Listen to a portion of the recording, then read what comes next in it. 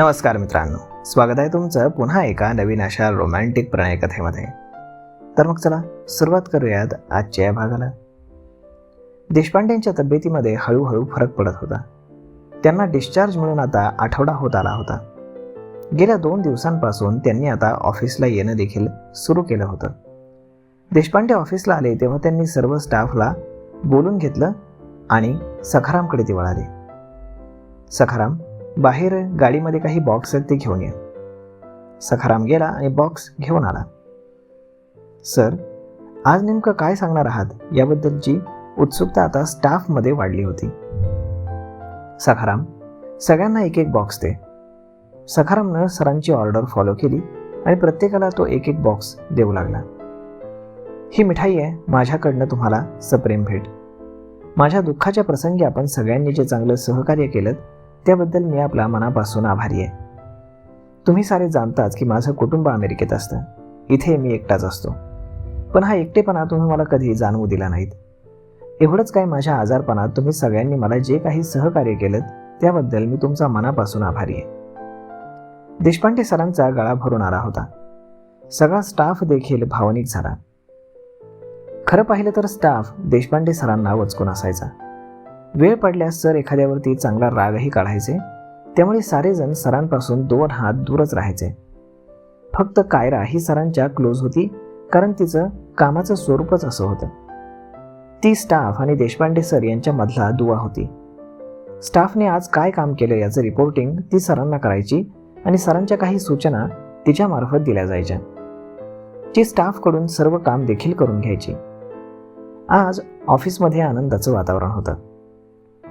सरांनी फक्त त्यांना मिठाईचा बॉक्स दिला नव्हता, तर एक पॉकेटसुद्धा दिलं होतं. त्या पॉकेटमध्ये काही पैसे होते. त्यामुळे आज ऑफिसमध्ये अगदी दिवाळीचं वातावरण झालं होतं. आता स्टाफ आणि कायरा यांच्या नात्यामध्ये बराच बदल झाला होता. संपूर्ण स्टाफनं कायराला आता आपला बॉस म्हणून स्वीकारलं होतं. काहीतरी सांगण्याच्या हेतूनं वर्षा कायराकडे आली. कायरा मॅडम, आपण आपल्या स्टाफची पिकनिक काढावी अशी इच्छा आहे.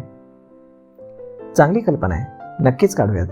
पण यासाठी सरांची परमिशन लागेल, कारण पिकनिक आम्ही 2 दिवसांची काढावी असं ठरवतोय. ते कायराच्या लक्षात आलं. वर्षा एवढं गोडीने बोलतीये याचा अर्थ सरांशी बोलून परमिशन मिळवण्याची जबाबदारी ती कायरावरती टाकत होती. दुपारी मी सरांशी बोलून पाहते. थँक्यू मॅडम, वर्षा तोंड भरून म्हणाली. मग दुपारी दरवाजा ठगलून कायरानं सरांना येऊ शकते का म्हणून विचारलं.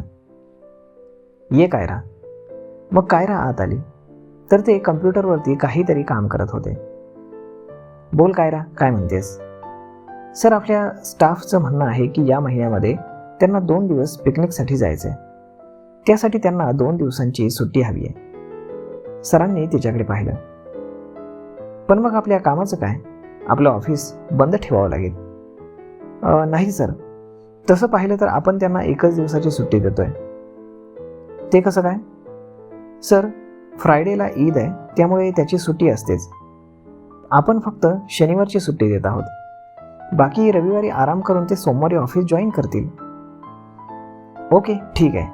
पण हे सारे खर्च कसा करणार आहेत? सर, ते सारे स्वतःहून खर्च करणार आहेत.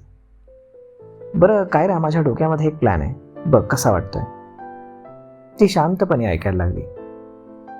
हे बघ, गोव्याला निसर्गरम्य परिसरामध्ये माझ्या एका मित्राचा बंगला आहे.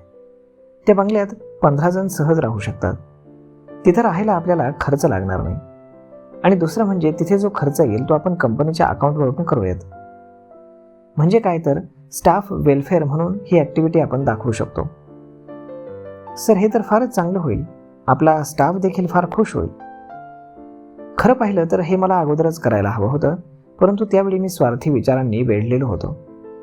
आता मला सत्य कळलंय. आपल्यासोबत काहीही येणार नाही, सगळं इथेच राहणार आहे. फक्त आपण केलेली चांगली वाईट कामं आपल्यासोबत येणार आहेत.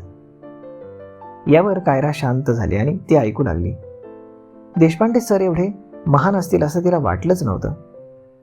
किती मोठा विचार करता सर तुम्ही. कायरा, हा बदल माझ्यामध्ये आता अलीकडे झालाय. मला पॅरालिसिसचा अटॅक आला तेव्हा वाटलं संपलं सारं.